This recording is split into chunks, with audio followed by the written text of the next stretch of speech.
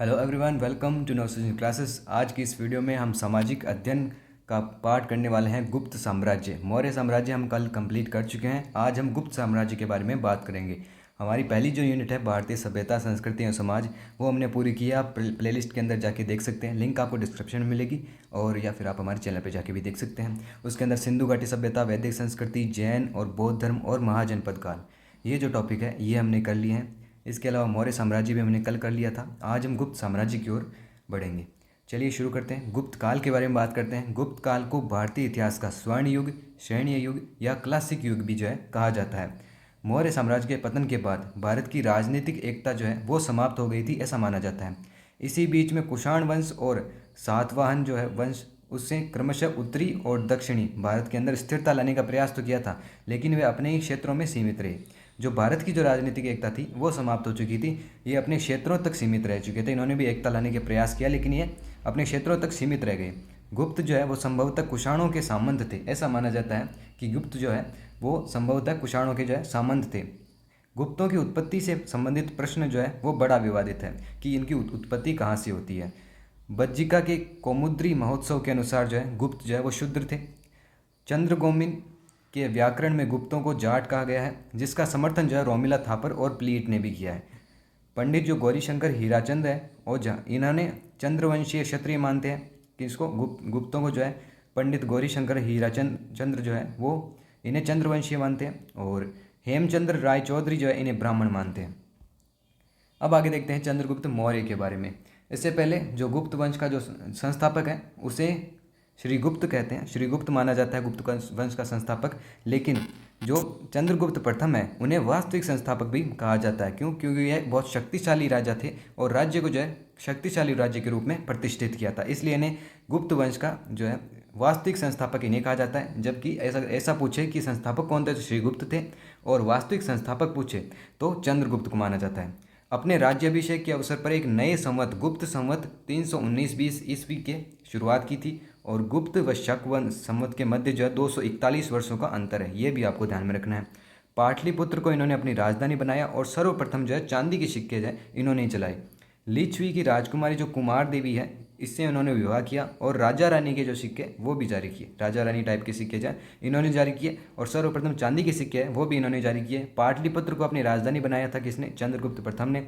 इनको एक शक्तिशाली राज्य के रूप में जो इन्होंने स्थापित किया गुप्त वंश को, इसीलिए इनको जो है वास्तविक संस्थापक माना जाता है। अपने राज्याभिषेक के अवसर पर एक नए संवत गुप्त संवत की स्थापना की। आगे देखते हैं समुद्रगुप्त के बारे में। समुद्रगुप्त है, उनका शासनकाल कहाँ तक माना जाता है? 335 ईस्वी से 375 ईस्वी तक इनका शासनकाल माना जाता है। समुद्रगुप्त के समय गुप्त साम्राज्य जो है उसका सर्वाधिक विस्तार हुआ था। इसकी विजयों का उल्लेख जो है हरिशेन की प्रयाग प्रशस्ति में मिलता है। ठीक है, प्रयाग प्रशस्ति के अंदर युद्ध नीतियों की जानकारी है। समुद्रगुप्त की युद्ध नीतियों की जानकारी जो है वो प्रयाग प्रशस्ति के अंदर दी गई है। प्रयाग प्रशस्ति जो है वो ब्राह्मी लिपि और विशुद्ध संस्कृत में लिखा गया है। यह चंपू शैली क्या होती है? गद्य और पद्य जो इसके अंदर मिश्रित होते हैं, उसमें लिखा गया है। हरिशेन समुद्रगुप्त का जो है दरबारी कवि था। इसके अनुसार समुद्रगुप्त ने आर्यावर्त के 12 राजाओं को जो है पराजित किया था। आर्यावर्त के 12 राजा यानी कि उत्तर के जो 12 राजा थे उनको पराजित किया था। किसके अनुसार? हरिशेन जो है समुद्रगुप्त का दरबारी कवि था, उसके अनुसार जो है समुद्रगुप्त ने आर्यावर्त के 12 राजाओं को पराजित किया था। आगे देखते हैं समुद्रगुप्त को इसकी जो नीति है इसके लिए इसको क्या कहा जाता है? प्रसबोधरण इसकी नीति को कहा जाता है। जो इन्होंने उत्तर के जो 12 राजा उनको पराजित किया था, वो किस नीति से किया था? प्रसबोधरण। समुद्रगुप्त को जीवन में कोई युद्ध न हारने के लिए इतिहासकार जो है स्मिथ, इतिहासकार कौन से? स्मिथ ने इन्हें भारत का नेपोलियन भी कहा है। अब ये कुछ पूछ ले कि भारत का नेपोलियन किसको कहा जाता है, तो समुद्रगुप्त को भारत का नेपोलियन कहा जाता है। समुद्रगुप्त ने दक्षिण भारत के जो है 12 राजाओं को पराजित किया था।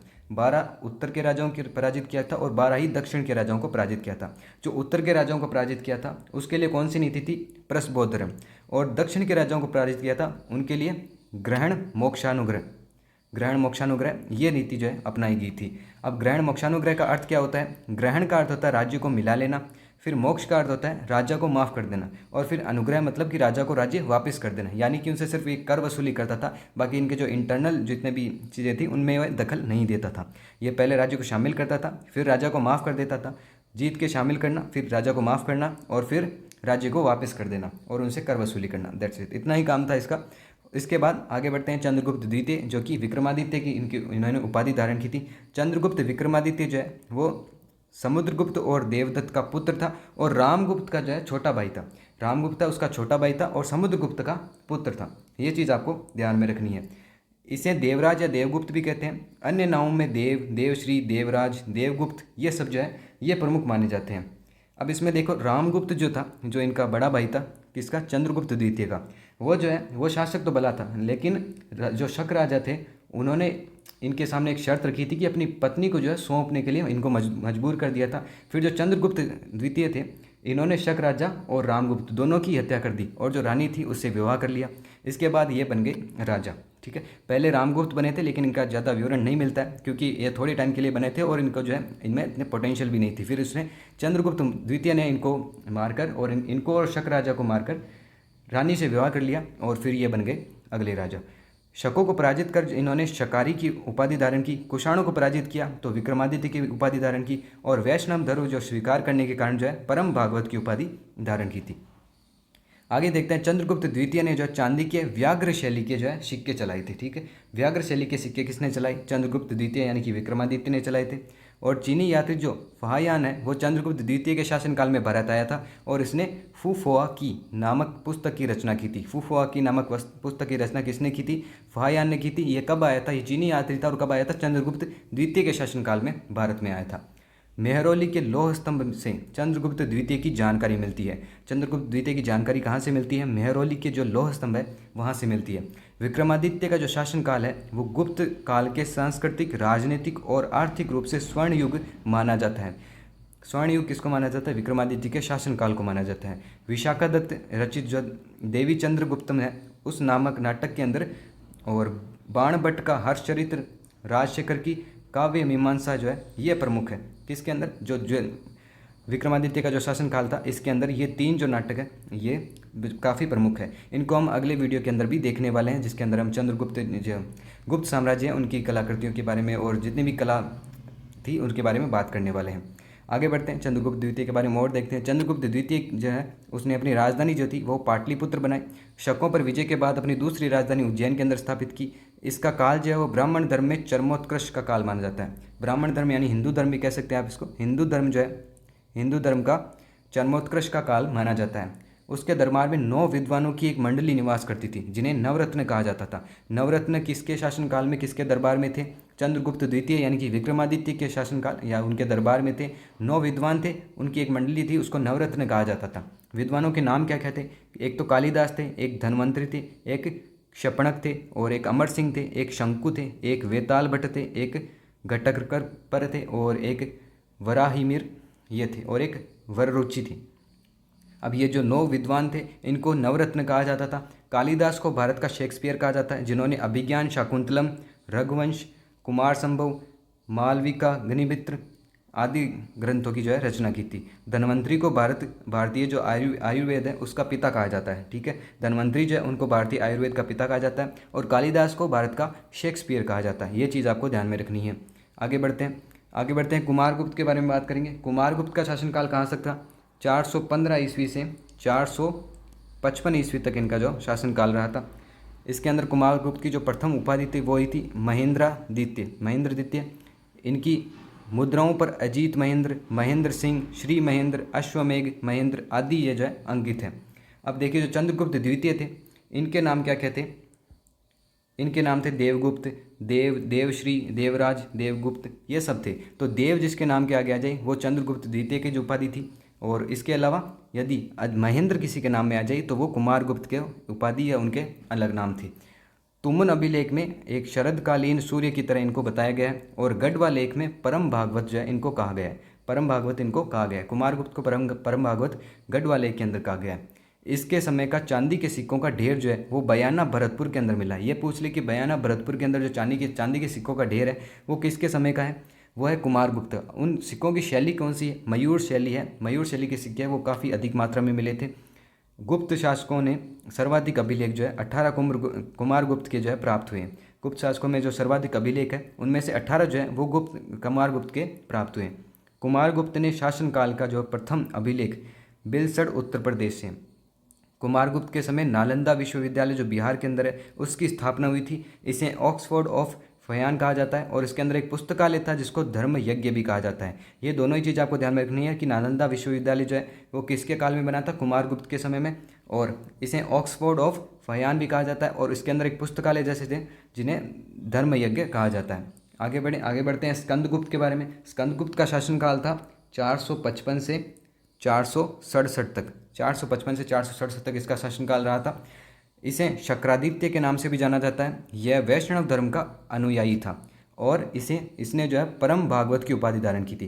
देखिए, इसने परम भागवत की उपाधि धारण की थी। जूनागढ़ अभिलेख के अनुसार स्कंदगुप्त के शासक बनते ही हूणों का आक्रमण जो है वो हुआ और इसने जो हूणों को पराजित भी कर दिया था। हूणों का आक्रमण भी हुआ और इसने उनको पराजित भी कर दिया। जूनागढ़ अभिलेख में जो हूण है उनको मल्लेच्छ कहा गया। ये चीज़ आपको ध्यान में रखनी है कि मल्लेच्छ किनको कहते हैं, हूणों को कहते हैं। प्रशासनिक सुविधा के लिए इसने अपनी राजधानी जो है उसको अयोध्या में स्थानांतरित किया और सौराष्ट्र प्रांत में स्थित सुदर्शन झील का जो है पुनर्द्वार करवाया। अब जो सुदर्शन झील का पुनर्निर्माण हुआ था वो सौराष्ट्र के गवर्नर कौन थे, पर्णदत्त के पुत्र चक्रपालित की देखरेख में हुआ था। उसने झील के किनारे एक विष्णु मंदिर का निर्माण करवाया। स्कंदगुप्त के समय में स्वर्ण सिक्कों का वजन बढ़कर 144-146 ग्रेन तक हो गया था और पूर्व जो गुप्त शासक थे उनके समय में कितना था, 118 या 123 के आसपास होता था। लेकिन जब वजन बढ़ा तो उसके साथ साथ मिलावट भी जो है वो भी सबसे ज़्यादा होने लगी। अब किसका बड़ा वजन, ये हम नहीं कह सकते कि सोने का बड़ा या मिलावट का बड़ा, लेकिन वजन जो है वो बढ़ गया था। अब बात करते हैं स्कंदगुप्त के बारे में। और यह गुप्त वंश का जो अंतिम महान शासक था। गुप्त वंश का अंतिम महान शासक कौन था, स्कंदगुप्त। इसके बाद, इसकी मृत्यु के बाद गुप्त वंश का जो है वो पतन होना प्रारंभ हो गया था। जो पतन है वो कब हुआ था, 550 ईस्वी में जो है गुप्त वंश का पतन माना जाता है। लेकिन स्कंदगुप्त के बाद धीरे धीरे इसका जो है पतन प्रारंभ होना चालू हो गया था। इसने जो है चीन के मित्रतापूर्ण संबंध बनाने के लिए 466 ईस्वी के अंदर अपने राजदूत चीन के जो सांग सम्राट के दरबार के अंदर भेजा था एक राजदूत को, जिससे इनके चीन के साथ मित्रतापूर्ण जो संबंध वो बन सकें। ये चांदी के सिक्के जारी करने वाले अंतिम शासक थे। इसके बाद किसी ने भी चांदी के सिक्के जो है जारी नहीं किए। इसने वृषभ शैली के जो है सिक्के जारी करवाए थे। आगे देखते हैं स्कंदगुप्त के उत्तराधिकारी कौन कौन थे। पुरुगुप्त, कुमारगुप्त द्वितीय, बुधगुप्त, नरसिंहगुप्त या बालादित्य, ये दोनों एक ही इंसान थे, नरसिंह या बालादित्य। इनके कार्यकाल में जो है वो सबसे बड़ा सोने का सिक्का भी मिलता है। ठीक है, भानुगुप्त जो है, भानुगुप्त के समय 510 ईस्वी का एरण अभिलेख है वो मिला है 510 ईस्वी का एक एरण अभिलेख है वो यहाँ पे मिलता है। ये मिलता लिखा हुआ है, मिलता है, जिसमें सती प्रथा का प्रथम अभिलेखीय उल्लेख है। ठीक है, सती प्रथा का प्रथम अभिलेखीय उल्लेख किसमें मिलता है, एरण अभिलेख के अंदर मिलता है। अंतिम गुप्त सम्राट जो है वो विष्णुगुप्त था। इसने चंद्रादित्य की उपाधि धारण की। अब इनका जो गुप्त वंश का जो पतन कब हुआ था, आपको मैंने पहले भी बताया, 550 ईस्वी के अंदर जो है इनका पतन ऐसा माना जाता है, संभवतः ऐसा हुआ था। आगे देखते हैं अब केंद्रीय प्रशासन की बात करते हैं। गुप्त साम्राज्य में जो है शासक का केंद्र बिंदु जो है, शासन का केंद्र बिंदु है वह राजा होता था। उस समय शासक को विष्णु के अवतार के रूप में देखा जाता था।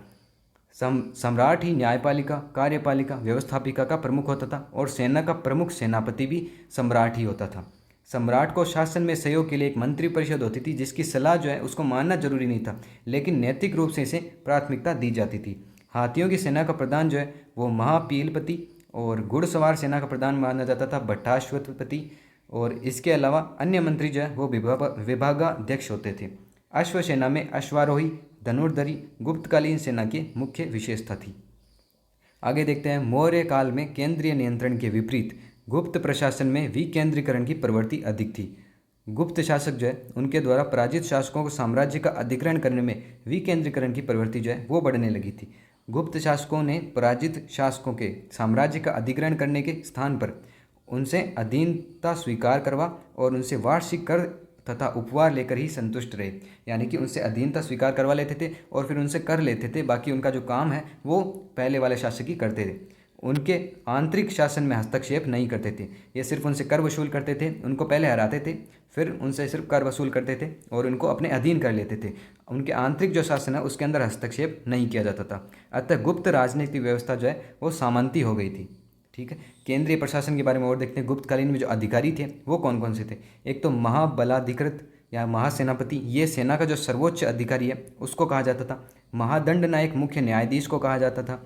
महासंधि विग्रहक या विग्रहिक ये किसको कहा जाता था? युद्ध व शांति का अधिकारी या विदेश मंत्री जो है वो कहा जाता था। जो संधि करवाता था या युद्ध में शांति या युद्ध या शांति का जो है संदेश पहुंचाता था, विदेश मंत्री है उसे महासंधि विग्रहिक कहा जाता था।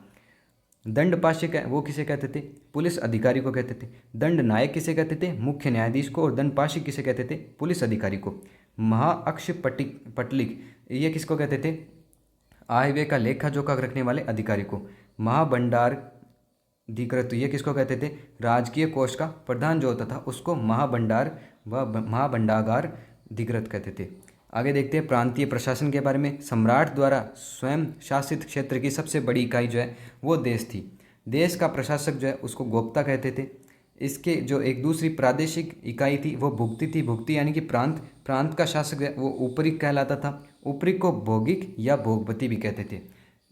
भुक्ति के नीचे विषय नामक प्रशासनिक इकाई होती थी। भुक्ति के नीचे विषय नामक प्रशासनिक इकाई होती थी। विषय किसको कहते हैं? जिला, जो अभी में जिला होता है उसको भुक्ति कहते थे, उस विषय कहते थे। और उसका प्रमुख जो प्रशासनिक अधिकारी था उसको विषयपति कहते थे। विषयपति की नियुक्ति कौन करता था? संबंधित प्रांत के उपरिक द्वारा ही होती थी।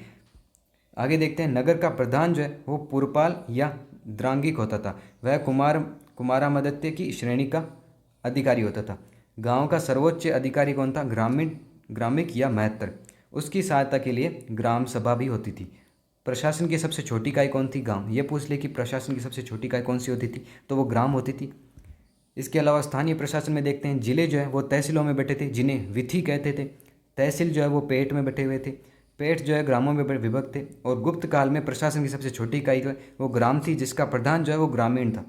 यह स्वायत्तता प्राप्त होते हुए भी केंद्रीय व राज्य प्रशासन को राजस्व वसूल करने में मदद करता था और सरकारी पदाधिकारियों के रहने की व्यवस्था भी यही करता था। अब इसको आपको समझ में नहीं आएगा, काफ़ी जो थ्योरी थी, तो इसको थोड़ा सिंप्लीफाई कर देता हूँ। सबसे पहले जो होती थी वो होती थी देश।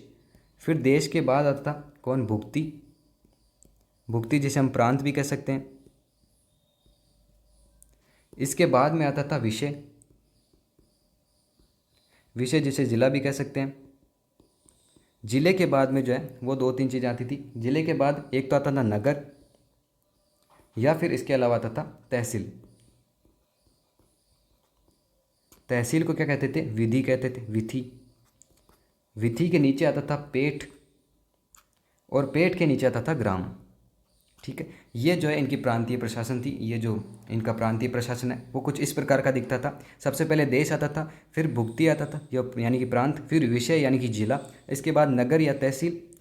तहसील के अंदर तहसील को विधि कहते थे, और उसके बाद पेट आता था, पेट के बाद आता था ग्राम। ठीक है, ये चीज़ आपका आई होप समझ में आ गई होगी। आगे बढ़ते हैं राजस्व व्यवस्था के बारे में बात करते हैं। प्राचीन परंपरा के अनुसार राजा का जो है वो भूमि का स्वामी होता था। राजा जो है भूमिकर के रूप में उपज का 6वां हिस्सा लेता था, यानी कि 1/6 भाग जो है वो लेता था, और इस कर को जो है भाग कहा जाता था। कृषक अपना भूमिकर हिरण्य यानी कि नगद या मेय अन्न के रूप में भी दे सकते थे, और नगद के रूप में भी पे कर सकते थे। भूमिकर के संग्रह के लिए ध्रुवाधिकरण नाम का अधिकारी होता था। ठीक है, ध्रुवाधिकरण नाम का अधिकारी है वो भूमिकर को संग्रह करता था। आगे देखते हैं भूमि अभिलेखों को सुरक्षित करने के लिए महाअक्षपटलिक और कारणिक नामक अधिकारी होते थे। भूमि संबंधी विवादों को निपटारे के लिए न्यायाधिकरण नामक अधिकारी होता था। विदेशी वस्तुओं को आयात पर लगा कर जो है वो भूतोवात प्रत्याय कहलाता था। शुल्क या बिक्री कर है वो भी प्रचलित था, वो एक प्रकार का कर था। भूपति कृषकों व उनकी स्त्रियों से बेगार भी ले सकता था। बेगार किसे करते हैं? जिसके बदले में कुछ नहीं दिया जाता और मजदूरी करवाई जाती है। मजदूरी अपने घरों में मजदूरी जो है वो करवाई जाती है, उसके बदले में जो है आपको कुछ नहीं दिया जाता। मजदूरी जो उसके बदले में नहीं दी जाती, इसको बेगार कहते हैं। बेगार को विष्टि भी कहा जाता था उस टाइम पे, और बेगार का जो मीनिंग होता है वो होता है मजदूरी एक तरीका की जिसके लिए आपको पैसे नहीं दिए जाएंगे। आगे देखते हैं गुप्त काल में जो प्रमुख कर हैं वो कौन कौन से थे। उद्रंग कर था, एक उद्रंग कर था। उद्रंग कर जो है वो स्थायी कृषकों के लिए जाने वाला कर था। उपरिक कर है वो अस्थायी कृषकों से लिया जाने वाला कर था। एक था विष्टि, विष्टि यानी कि बेगार था। एक बलि था, बले था वो स्वैच्छिक कर था। शुल्क जो है चुंगी कर था। एक हरिलाकर जो हलों पर लगने वाला बल था। एक था अवलगत जो सेना के युद्ध अभियान के दौरान ग्रामीणों से वसूली जाने वाली खाद्य सामग्री थी। यानी कि जब सेना युद्ध में जाती थी तो वहाँ पे जो सैनिकों के लिए जितना भी खाद्य सामग्री चाहिए होती थी वो ग्रामीणों से वसूल की जाती थी, जिसे अवलगत कहते थे। ठीक है। भूमि के प्रकार कौन कौन से होते थे? पहला होता था क्षेत्र, खेती के लिए जो उपयुक्त भूमि थी उसे क्षेत्र कहते थे। फिर आता है वास्तु, आवास के लिए जो भूमि होती थी उसे वास्तु कहते थे। फिर गोचर, जो चारागाह होते थे उसको गोचर कहते थे। फिर सिल होती थी, जो भूमि जोती नहीं जाती यानी कि पत्थरों से बनी होती थी उसे सिल कहते थे। अग्रहत, जो जंगली भूमि होती थी उसे अग्रहत कहते थे। और एक अप्रदा, अप्रदा ऐसी विवादास्पद भूमि थी जिसका किसी को नहीं दिया गया हो, जिस पर विवाद चल रहा होता था, जिसको किसी को नहीं दिया गया होता था, उसे क्या कहते थे? अप्रदा कहते थे। आगे देखते हैं सामाजिक जीवन कैसा था। गुप्तकालीन समाज जो है वो परंपरागत चार वर्णों में विभक्त था। ये 4 वर्णों में विभक्त था, जिसका आधार जो है वो जन्म था। जन्म के आधार पर इनके वर्णों में विभाजित किया जाता था। शूद्र पुरुष, ब्राह्मण स्त्री से उत्पन्न चांडाल जाति का उद्भव भी इसी काल के अंदर हुआ था। शूद्र को जो है हीनता से देखा जाता था। इनको ऐसा भी माना जाता है कि इनको जो है 4 भागों में बांटा गया था। अपने जो इनके मकान बनाए जाते थे उनको 4 भागों में बांटा गया था। सबसे जो ऊपरी मकान होते थे उसके अंदर ब्राह्मण रहते थे जिनके घर में 5 कमरे माने जाते थे। फिर उसके बाद क्षत्रिय रहते थे जिनके घर में 4 कमरे। फिर उसके बाद वैश्य जिनके घर में 3 कमरे। और जो शूद्र थे उनके घर में 2 ही कमरे रखने का आदेश था, ऐसा माना जाता है। पूर्व गुप्त काल का जो भारी संख्या में विदेशी जातियों के आगमन तथा अंतर्जातीय विवाह से वर्ण संकर जातियों की संख्या है वो बढ़ गई थी। विदेशी जातियों को समाज में क्षत्रिय का स्थान मिला। विदेशी जितनी भी जातियां थी उनको समाज में क्षत्रिय जो है उनको माने जाने लगा। ठीक है। आगे देखते हैं सामाजिक जीवन के बारे में। स्त्री शिक्षा का प्रचलन था। पहले की अपेक्षा स्त्रियों की स्थिति में जो है गिरावट आई थी। इस समय बाल विवाह, सती प्रथा, पर्दा प्रथा का प्रचलन जो है वो प्रारंभ हो चुका था। विधवाओं की स्थिति शोचनीय थी। देवदासी प्रथा के चिन्ह भी मिलते हैं इसके अंदर। सती प्रथा है वो सैनिक जातियों में विद्यमान थी। सती प्रथा का प्रथम अभिलेखीय साक्ष्य जो वो एरन अभिलेख 510 ईस्वी के अंदर मिलता है। इसमें जब भानुगुप्त के सेनापति गोपराज की स्त्री के सती होने का उल्लेख है। उत्तर वैदिक कालीन स्मृति लेखकों ने स्त्रियों को कुछ विशेष परिस्थितियों में पुनर्विवाह की अनुमति दी है। कुछ विशेष स्थितियों में पुनर्विवाह की अनुमति थी कि उनको स्त्रियों को देखते हैं। शिक्षा जो इस तरह शिक्षा जहाँ उसका प्रचलन था और अपेक्षा जो पहले की अपेक्षा गिरावट आई थी उनकी स्त्रियों की स्थिति के अंदर। बाल विवाह, सती प्रथा, पर्दा प्रथा ये जो है इनका प्रारंभ था। देवदासी प्रथा है उसके भी चिन्ह मिलते हैं। सती प्रथा सैनिक जातियों में विद्यमान थी। और प्रथम जो अभिलेखीय साक्ष्य है वो एरन अभिलेख 510 ईस्वी के अंदर मिलता है। इसके अंदर हुआ क्या था? भानुगुप्त के जो सेनापति थे गोपराज, उसकी स्त्री के सती होने का उल्लेख मिलता है। आगे देखते हैं धार्मिक व्यवस्था के अंदर। गुप्त काल ब्राह्मण धर्म, हिंदू धर्म के पुनरुत्थान का काल माना जाता है। हिंदू धर्म के पुनरुत्थान की प्रक्रिया जो है वो गुप्त साम्राज्य के स्थापना से पूर्व ही आरंभ हो गई थी। गुप्त काल में यह विश्वास ये चरम सीमा पर पहुंच गया। मंदिरों में जो मूर्ति पूजा का विकास है वो गुप्त काल के अंदर हुआ था। ये पूछ सकता है कि मंदिरों में गुप्त काल के दौरान जो है मंदिरों में मूर्ति पूजा का विकास हुआ था। हिंदू धर्म के 2 प्रमुख संप्रदाय विकसित हुए, एक तो वैष्णव और एक हुए थे शैव। ये 2 प्रकार के जो प्रमुख संप्रदाय वो विकसित हुए थे किस काल के अंदर? गुप्त काल के अंदर। गुप्त शासक वैष्णव धर्म के अनुयायी थे और गुप्त सम्राटों ने सिक्कों पर अपने नाम के साथ परम भागवत का विशेषता प्रयोग किया है। यह आपको ध्यान रखना है कि जो सिक्के थे उसके ऊपर गुप्त सम्राटों ने अपने नाम के साथ साथ, गुप्त शासकों ने, वैष्णव जो है ये धर्म के अनुयायी थे और अपने नाम के साथ परम भागवत का विशेषता प्रयोग किया है। ठीक है, यह चीज़ आपको ध्यान में रखनी है। आगे देखते हैं धार्मिक व्यवस्था। चंद्रगुप्त द्वितीय तथा समुद्रगुप्त के सिक्कों पर विष्णु और वाहन गरुड़ की प्रतिमा अंकित है। इसके अलावा मैं आपको बता दूं कि जो गुप्त शासनकाल था उसके अंदर 2 प्रकार के सिक्के जो है वो प्रचलित थे। सोने के जो सिक्के थे, सोने के सिक्के उनको दीनार कहते थे। दीनार जो है उनको कहा जाता था। और जो चांदी के सिक्के थे, चांदी के सिक्कों को रूपक कहते थे। ये 2 प्रकार के सिक्के जो सर्वाधिक प्रचलन में थे गुप्त काल के समय। सोने के सिक्कों को दीनार कहते थे और जो चांदी के सिक्के थे उनको रूपक कहा जाता था। आगे बढ़ते हैं। कालिदास की रचनाओं में गोकर्ण के शिव, काशी के विश्वनाथ और उज्जैन के महाकाल ज्योतिर्लिंग के संकेत हैं। यह आपको ध्यान में रखना है। कालिदास की जो रचनाएं थी उनमें गोकर्ण के जो शिव थे उनका, काशी के अंदर जो विश्वनाथ उनका, उज्जैन के अंदर महाकाल ज्योतिर्लिंग उनका, इन सब का संकेत मिलता है। गुप्त काल में नारायण, संकर्षण, लक्ष्मी जैसे अवैदिक देवताओं को वैष्णव धर्म का अभिन्न अंग वो है बनाया गया। ये हो गया है हमारा गुप्त वंश जो है वो समाप्त। कल अगले वीडियो में हम गुप्त वंश के कुछ जो पार्ट रहा हुआ है उसको हम देखें, कलाकृतियों के बारे में, इन सब के बारे में हम देखें, कला के बारे में हम कल अगले वीडियो में देखने वाले हैं। रीट पात्रता परीक्षा 2025 जो है वो हमारी जनवरी के अंदर होने वाली, आपको पता ही होगा जैसा कि बताया जा रहा है। और टेस्ट सीरीज़ इसकी जो है वो आपको हमारे ऐप के ऊपर मिलने वाली, नवसृजन क्लासेस के ऊपर आपको इंस्टॉल करना है। आप लिंक से कर सकते हैं, हमारी डिस्क्रिप्शन के अंदर मिल जाएगी, या फिर आप सीधा जो है प्ले स्टोर पे जाके कर सकते हैं। इस बैच की विशेषताएं क्या क्या है, सिर्फ 199 रुपये में आपको कितनी चीज़ें मिल रही है। टॉपिक वाइज टेस्ट है वो मिलेंगे चारों सब्जेक्ट के। उसके अलावा यूट्यूब क्लासेस जो इतनी हमारी चल रही है, एक तो मनोविज्ञान और एक एसएसटी की जो क्लास चल रही है, इनके क्लास नोट्स आपको पीडीएफ फॉर्मेट के अंदर आपको इसके ऊपर मिलने वाले हैं। ये जो सारी सुविधाएं हैं वे आपको सिर्फ 199 रुपये मात्र में मिलने वाली है। आज की इस वीडियो में इतना रखेंगे, मिलते हैं अगले वीडियो में, तब तक के लिए नमस्कार, जय हिंद।